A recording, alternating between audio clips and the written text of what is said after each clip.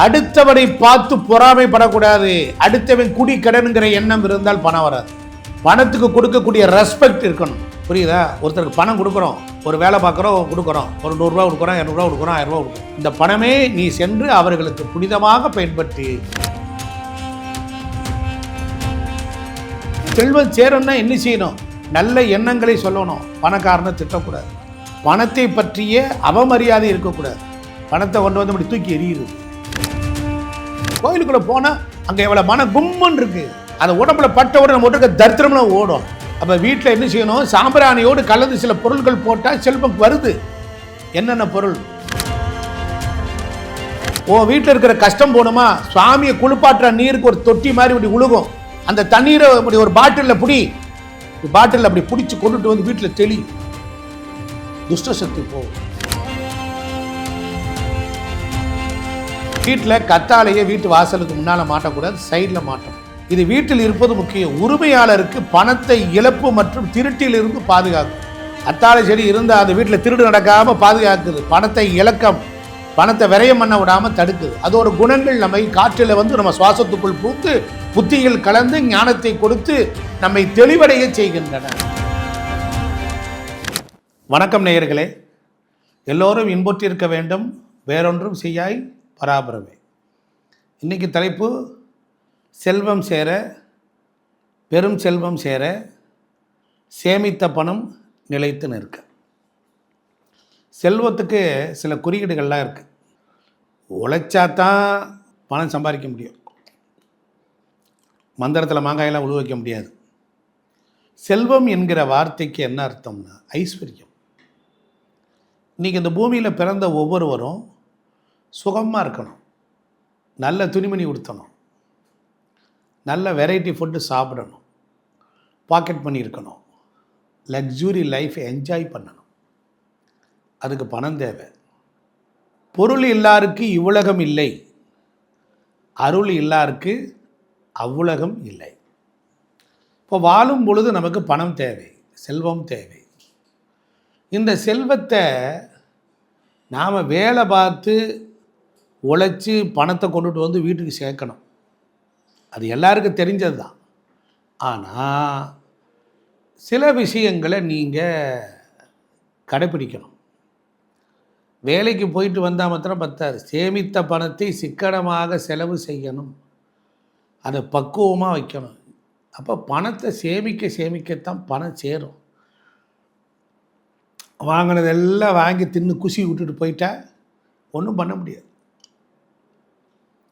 பணத்தை முதல்ல போஸ்ட் ஆஃபீஸில் சேர்த்தான், வீட்டில் வச்சுருந்தான், ரெக்கவரிங் டெபாசிட்டு, பேங்கில் சிறு சேமிப்பு, சேவிங்ஸ் அக்கௌண்ட்டு, இது எல்லாம் உண்டு.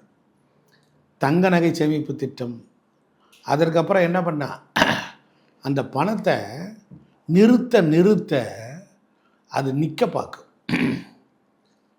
எங்கே சாமி இந்த பயவலிகளுக்கு வாங்கி போட்டு கையில் அம்புட்டு தலைவலி, காய்ச்ச கழுத குதிரை இருக்காளுங்க, கொண்டு வர காசெல்லாம் பறக்குது.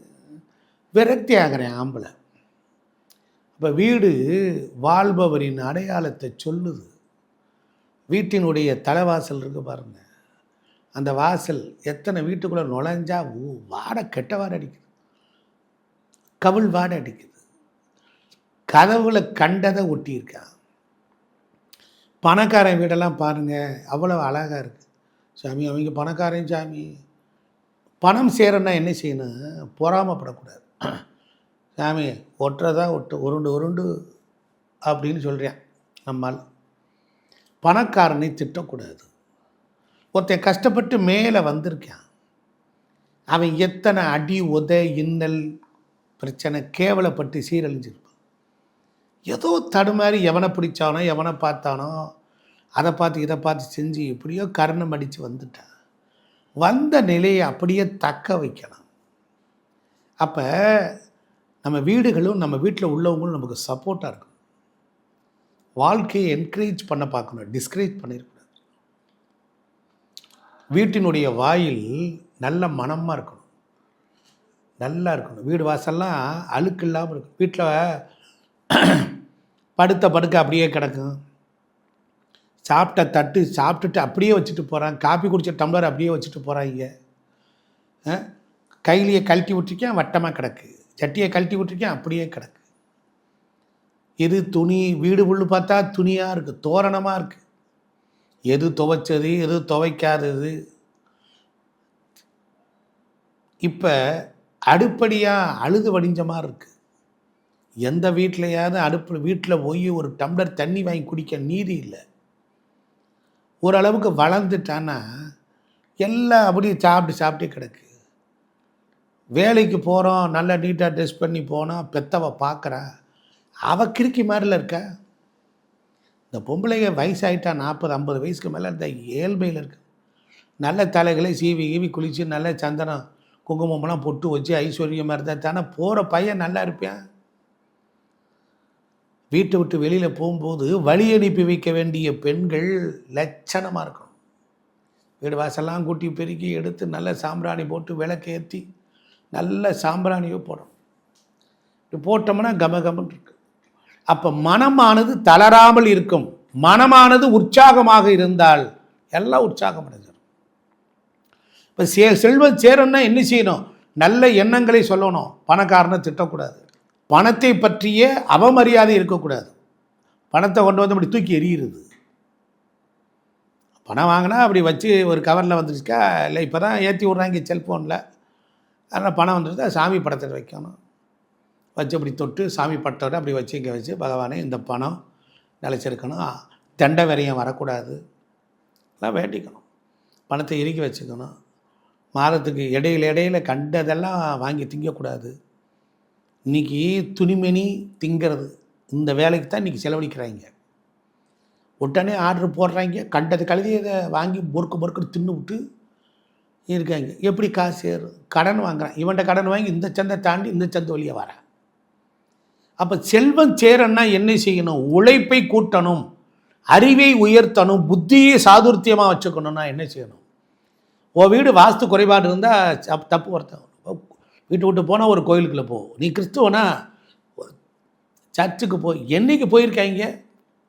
சர்ச்சில் போய் அங்கே போய் எடுத்து ஒரு மெழுகுவத்தி ஏற்றிட்டு அந்த ஃபாதரை வேதமெல்லாம் ஓதி இருக்கார். ஃபாதர் என்னை ஒரு ப்ளஸ் பண்ணுங்க ஃபாதர், நான் நல்லா இருக்கணும்னு ஒரு ப்ளஸ் பண்ணுங்க ஃபாதர். யார் கேட்குறேன்? ஃபாதரே ஆராய்ச்சி பண்ணிக்கிட்டு இருக்கேன். வேதம் 4 மெய்ப்பொருள் ஆவது நாதன் நாமம் நமச்சிவாயவேன்னு சொல்கிறேன். கோயிலுக்குள்ளே போனால் அங்கே எவ்வளோ மன கும்மன் இருக்குது. அந்த உடம்புல பட்ட உடனே நம்ம இருக்க தரித்திரம்லாம் ஓடும். அப்போ வீட்டில் என்ன செய்யணும்? சாம்பிராணியோடு கலந்து சில பொருட்கள் போட்டால் செல்வம் வருது. என்னென்ன பொருள்? அப்போ எழுதிக்கிங்க. அகில், தேவதாரு, வெள்ளக்குங்குளியம், கீழா நெல்லி பொடி, தசாங்கம், சந்தன குச்சி, பால் சாம்பிராணி. இந்த 7 பொருளும் குபேர சம்பத்தை கொடுக்கும். என்ன செய்யும்? இந்த பொருள் எல்லாம் வீடியோ 1க்கு 2 தடவை பவுஸ் பண்ணி வச்சு எழுது. அதை வாங்கி தமிழ் மருந்து கடையில் வாங்கிட்டு வந்து ஒரு 200 ரூபாய்க்கு வாங்கி வீடு சாம்பிராணி போடுற கங்கு மாதிரி போட்டேன்னா வீட்டில் இருக்கிற நெகட்டிவ் தரித்திரமெல்லாம் ஓடும். பூதேவி போல ஸ்ரீதேவி வரமாட்டால. பணத்தை சேர்க்கணும், பணம் வரணும்னா எழுதிக்க. வன்னிமர இலையை கொஞ்சம் பிடுங்கி பர்ஸில் போடு. அந்த மரத்தை தொட்டு கும்பிடு, சுத்து வேண்டி கட்டி பிடி. வன்னிமரமே நீ செல்வத்தை ஈர்ப்பையாமே. இந்த கிருஷ்ணனுக்கு, இந்த மேத்யூவுக்கு, இந்த நபிக்கு, இந்த அபுபக்கருக்கு, இந்த ஸ்டாலினுக்கு, யார் போயா மதங்களை கடந்த ஆன்மீகம். யார் வேணாலும் போகலாம், எந்த மதத்தை வேணாலும் போ. ஆனால் நீ சாமியை கும்பிட இல்லையா, போ மரத்துக்கிட்ட போ, மரத்துக்கிட்ட கும்பிடு. அதை போட்டு பாரு, பணம் வருதா இல்லையான்னு பாரு. பணம் எப்படி தனியாக கத்தையாக வருமானாரு? வேலைக்கு கூப்பிடுவான்ட, அவன் கொடுப்பான், மிகுதியான பணம் கொடுப்பான், வந்துடும். நீ தான் உழைக்க ரெடியாக இருந்தால் பணம் வந்துடும். வாய்ப்புகள் மறுக்கப்படுகின்ற பொழுது வகையை சொல்லி தருகிறேன், அதை கட்டியாக பிடித்துக் கொள்ளுங்கள். புரியுதா? வீட்டில் இருக்கிற கஷ்டம் போகணுமா, சுவாமியை குளிப்பாட்டுற நீருக்கு ஒரு தொட்டி மாதிரி இப்படி உழுகும். அந்த தண்ணீரை அப்படி ஒரு பாட்டிலில் பாட்டிலில் அப்படி பிடிச்சி கொண்டுட்டு வந்து வீட்டில் தெளி. துஷ்ட சக்தி போகும். சில வீடுகளில் பணத்தை கொடுக்கறதுக்குன்னு சில செடிகள்லாம் இருக்குது. என்னென்னு எழுதிக்கிங்க. சில வீட்டு தாவரங்கள் அந்த உரிமையாளருக்கு செல்வத்தை ஈர்க்கின்றன. நர்சரி கார்டனில் சில செடி இருக்கும், பனைமரம்னு ஒன்று இருக்குது, கொளுத்த பெண்ணுன்னு இருக்கும் அதுக்கு பேர். அது இலைகள்லாம் சிகப்பு, அந்த இலைகளில் ஒரு சிவப்பு கயிறை கட்டு, பணப்புழக்கம் வந்துடும். சில மரங்கள் செல்வத்தை கொடுக்குது, புரியுத? வீட்டில் கத்தாழையை வீட்டு வாசலுக்கு முன்னால் மாட்டக்கூடாது, சைடில் மாட்டணும். இது வீட்டில் இருப்பது முக்கியம். உரிமையாளருக்கு பணத்தை இழப்பு மற்றும் திருட்டிலிருந்து பாதுகாக்குது. கத்தாழை செடி இருந்தால் அது வீட்டில் திருடு நடக்காமல் பாதுகாக்குது. பணத்தை விரயம் பண்ண விடாமல் தடுக்குது. அதோட குணங்கள் நம்மை காற்றில் நம்ம சுவாசத்துக்குள் பூந்து புத்தியில் கலந்து ஞானத்தை கொடுத்து நம்மை தெளிவடைய செய்கின்றன. So simple. ஒரு சில வீடுகளில் கத்தாழை தானே பூக்கும், அந்த வீட்டுக்கு பண வரவு வரப்போகுதுன்னு அர்த்தம். அடுத்து மூங்கில் செடி கடைகளெல்லாம் வச்சுருக்கேன், பேருக்காக வச்சுருக்கேன். அதெல்லாம் மூங்கில் செடின்னு சின்ன சின்ன கிண்ணத்தில் வச்சுருக்கான். அது என்ன செய்யும்? செல்வத்தின் வளர்ச்சியில் என்னாகும்? அந்த கட்டிடத்தில் தொடக்கும், வியாபாரத்தில் வளர்ச்சியை கொடுக்கும். உங்கள் வீட்லேயே வச்சுக்கோங்க ரெண்டு. ஆமாம், போன்சாயின்னு ஒரு செடி இருக்குது, அது சக்தி வாய்ந்த ஆற்றல், செல்வத்தை ஈர்த்து கொடுக்கும். அதுபோல் பென் நெப்ரோ லெவிஸ் அப்படின்னு ஒன்று இருக்கும், தேவையற்ற செலவுகள் இருந்து நமக்கு நிதியையும் நல்ல வரவையும் கொடுக்குது. புரியுதா? அப்போ பூவின் நிறங்கள், பூவோட நிறங்கள் பணத்தை ஈர்க்கும். சிகப்பு பூக்கள், ஒரு வீட்டில் சிகப்பு பூக்கள் கூட்டாக சேர்ந்து செய்யும் தொழில் பண்ணுறா இருக்கான் பாருங்க, அதுக்குள்ளே சிவப்புக்கு பூக்கள் வச்சுருந்தா ஹெல்ப் பண்ணும். இப்போ ஒருத்தர் தனக்குன்னு தானே ஒரு வேலை பார்த்துக்கிறான், அவன் வீட்டில் ஆரஞ்சு பூக்கள் கலரில் பூக்கிற பூக்கள் இருந்தால் என்ன செய்யும்? வரும், ஆரஞ்சு பூவும் வரும். ஆரஞ்சு கலரில் ஒரு அட்டையை வாங்கி பாக்கெட்டில் வச்சுக்க, கலர் குரோமாபத்தின்னு சொல்கிறோம், ஃபோட்டோ சிந்தட்டிக் பவர்ஸ் மூலிமா வேலை செய்யும். நீல நிற மரங்கள், நீல கலர் பூ பூக்கிறது, அதெல்லாம் இந்த லேபராக வேலைக்கு போகிறான் பாருங்கள், அவன்லாம் நல்லா இருப்பான், அவனுக்கு நல்ல வருமானம் வரும். வெள்ளை விலையன்னு பூ பூக்குது, வெள்ளை பூவாக பூக்குது, சக்தி புகழ் ஒரு அங்கீகாரத்தை கொடுக்குது. மஞ்சள் கலரில் ஒரு பூ பூக்கிற செடிகள்லாம் வச்சுக்கலாம், மஞ்சள் தொழிலில் வளர்ச்சியை ஏற்படுத்தும். பச்சை கலரில் பூ பூக்கிறதெல்லாம் இருக்குது, அதெல்லாம் படைப்பு தன்மையை கொடுக்கும், ஒரு கிரியேட்டிவிட்டி, ஒரு பிரம்மா மாதிரி. ஊதா கலர் பூக்கள் பணத்தை விரைவில் ஈர்க்கும். இப்போ இந்த மரங்களை சொல்லிட்டேன், நிறைய வீடுகளில் பணக்கார வீடுகளெல்லாம் இந்த செடியெல்லாம் வச்சுருக்கான், பார்த்துருப்பீங்க.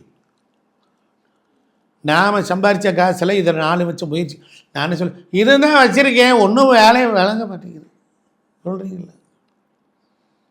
அடுத்தவரை பார்த்து பொறாமைப்படக்கூடாது. அடுத்தவன் குடி கடனுங்கிற எண்ணம் இருந்தால் பணம் வராது. பணத்துக்கு கொடுக்கக்கூடிய ரெஸ்பெக்ட் இருக்கணும், புரியுதா? ஒருத்தருக்கு பணம் கொடுக்குறோம், ஒரு வேலை பார்க்குறோம், கொடுக்குறோம், ஒரு 100 ரூபா கொடுக்குறோம், 200 ரூபா கொடுக்குறோம், 1000 ரூபா கொடுக்குறோம். இந்த பணமே நீ சென்று அவர்களுக்கு புனிதமாக பயன்படுத்தி மீண்டும் லட்சக்கணக்கான ரூபாயாக திரும்பி என்னிடத்தில் வா அப்படின்னு பணத்திற்கு ஒரு ஆட்டோ சஜெக்ஷன் முறையில் ஒரு கமாண்ட் பண்ணணும், புரியுதா? அப்போ செல்வ செழிப்பு, சேர்த்த பணம் நிலைச்சு நிற்கனா என்ன செய்யணும்? ஒரு சிகப்பு கலர் பர்ஸுக்குள்ளர கொஞ்சம் மல்லிகைப்பூ வச்சு ஒரு சந்தன கட்டை, ஒரு 11 ஏலக்காய், இதெல்லாம் உள்ளே வச்சு பணம் இருக்கிற இடத்துல அதை வைக்கணும். மனம் குணமாக மாறும், மனம் பணமாக கன்வெர்ட் ஆகும். தங்கத்தை பார்த்தா எவ்வளோ சுகமாக இருக்குது, பணத்தை எவரா கத்தையாக வச்சுருந்தாங்க அப்படி இருக்கு. அது வர வேண்டுமானால் அது வெளியிலே இருக்குது. இன்று வெளியிடத்தில் நாளை உன்னிடத்தில் வர வேண்டுமானால் உன் தகுதியையும் உன் தராதாரத்தையும் உன்னுடைய குணத்தையும் நீ உயர்த்த பழகு.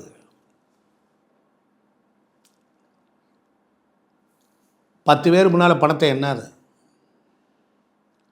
பணத்தை வந்ததுக்கப்புறம் என்ன பண்ணால் நூல் போட்டு கட்டிட்டேன்னு நின்று தொடாத, உழைச்சி சம்பாரி. சில பயம் இருக்கேன், ஒரு பணம் சம்பாரிச்சிட்டு வந்துட்டானா அது தீர்ந்து போனதுக்கப்புறம் குசிவிட்டு போனதுக்கப்புறம் தான் வேலைக்கே போவாங்க. அதனால் குடும்பத்தோடு சேர்ந்து உட்காருங்கள், பேசுங்கள். நம் குடும்பம் பணக்காரன் குடும்பமாக வரணும். தியாகம் செய்வோம் நம் ஆசையை, சேர்ப்போம் பணத்தை, உழைப்போம் உழைத்து கொண்டே இருப்போம். நிறைய பணம் அப்படியே எதிரும். ஒரு இடம் வாங்குவோம், நிறைய உழைப்போம், தியாகம் பண்ணுங்க, ஆசையை தியாகம் பண்ணுங்க. அங்கே போகணும், இங்கே வாங்கணும், மாதம் கறி வாங்கி வாரம் கறி வாங்கி திங்கிறதுக்கு 1500 காசை மிச்சப்படுத்துங்க. எவ்வளோ பார்த்தாலும் ட்ரெஸ் எடுக்கிறியான், என்னடா மாப்பிள்ளை என்னாரு, போன வாரம் அது வேறு அப்படிங்கிறியான். இப்போ எவ்வளோ பார்த்தாலும் ட்ரெஸ்ஸு ஷூ வாங்குறாங்க. ஆனால் கோடீஸ்வரி மாதிரி வாங்க நினைக்கிறேன், ஏமாறுறேன். கடைசியில் பார்த்தா எவனாவது கடனாக வாங்குறாங்க. இவங்களும் பேங்கில் விடவே மாட்டுறாங்க. கடன் வேணுமான்னு பார்த்து கேட்டுடுறாங்க. சும்மா ஒரு 1.5 லட்சம் ரூபாய்க்கு பைக்கு வாங்குறேன், மாத சம்பளம் 15,000 18,000 தான் வாங்குறேன். 1.25 லட்சம் ரூபாய்க்கு பைக்கு கடனை வாங்குறேன். 2 டியூ கட்டுறேன், மாப்பிள்ளை நான் வேணா ஒரு டியூ கட்டுறேன், நீ வேணா கட்டுறேன். 3ஆவது மாதம் பிடிங்கிட்டு போயிடுறேன். ரோசம் பொறுக்க மாட்டாமல் தொங்கிடுறாங்க. ஆசை அருமின் ஈசன் இறை அடி தெளிவர்னு. நான் என்ன கேட்குறேன், கடவுள் உன்னை பிச்சைக்காரனாகவே ஆக்கிடுவாரா? நீ உன் தகுதியை உயர்த்துக்கள், அடக்கமாயிரு, பண்பாரு, குணமாரு, பெரியவங்களை பார்த்தா நமஸ்காரம் பண்ணு. உன் உடலையும் உன் மனதையும் புத்துணர்வாக வைத்துக்கொள். வச்சுக்க, செல்வம் சேரும். முதல்ல இயற்கை செல்வம், ஆரோக்கிய செல்வம், பணச்செல்வம். தாய் தந்தையை திட்டாத. அம்மாவை திட்டுனா அடித்தானா போவா நீ வா போன்னு மரியாதை பேசணும், பணம் வராது. அப்பாவை இப்போ எகத்தாளமாக பேசுறது, அவன் எங்கே போவாங்க? உன்னை பெற்று போட்டு உனக்காக வாழ்ந்துட்டு அந்திம காலத்தில் நீ தான் காப்பாற்றணும். அவங்க ரோட்டோரமாக கிடக்கிறாங்க, அவங்க வயசாகி போய் நடக்க முடியாமல் மூத்திரத்தை அடிச்சுக்கிட்டு சக்கரை சத்து வியாதி வந்துக்கிட்டு மாத்திரை மறுத்திக்காமல் தர்மாஸ்பத்திரியில் போய் கிடக்கிறேன். எத்தனை பேர் பிள்ளைகளை பெற்று தானடா இப்படி ஆகிருக்காங்க. பெத்த செல்வம் பெற்றோர் செல்வம் இல்லையா? அவங்க பார்த்து மனசு ராசா நீ நல்லா இருப்படான்னா போதும், ஃபுல் ஜெயிச்சிருவோண்டா. நான் அப்பா அம்மாவுக்கு பாத பூஜை பண்ணு. இன்றைய இளைஞர்களே, உங்கள் தாயின் காலடியில் செல்வம் கொட்டி கிடக்கிறது. உங்கள் அம்மாவுக்கு முன்னால் மற்றதெல்லாம் என்னடா பெரிய கோடீஸ்வரிங்க. உங்கள் அப்பா அம்மா பாதத்தை கழுவுங்கள். ஒரு ஃபோட்டோ எடுத்துக்க, மாட்டு இருக்கிற சாமி படத்தில் தூக்கி ஓரமாக விடா. செகண்ட் ப்ரிப்ரேஷன், ஃபஸ்ட்டு உங்கள் அம்மா படம் கொடுப்பார். கடவுள் கண்ணீர் விட்டு உன் வீட்டு வாசலில் வந்து கதவை தட்டி நிறைய கொடுப்பார். எப்படி? உன்னை உழைக்க வைத்து, உன்னை உயர்த்தி, உன்னை செல்வந்தராக்குவார். ஐயா போயிட்டு வரேன். நான் சொன்னதெல்லாம் உங்கள் வீட்டில் உங்கள் மூத்த அண்ணே ஏதோ ஒரு வகை உறவினராக சொல்லியிருக்கேன். நான் சொன்னதெல்லாம் கடைப்பிடிங்க. கடைப்பிடிங்கய்யா, ஜெயிச்சிருவோம்யா, கவலைப்படாதீங்க. போயிட்டு நன்றி, வணக்கம்.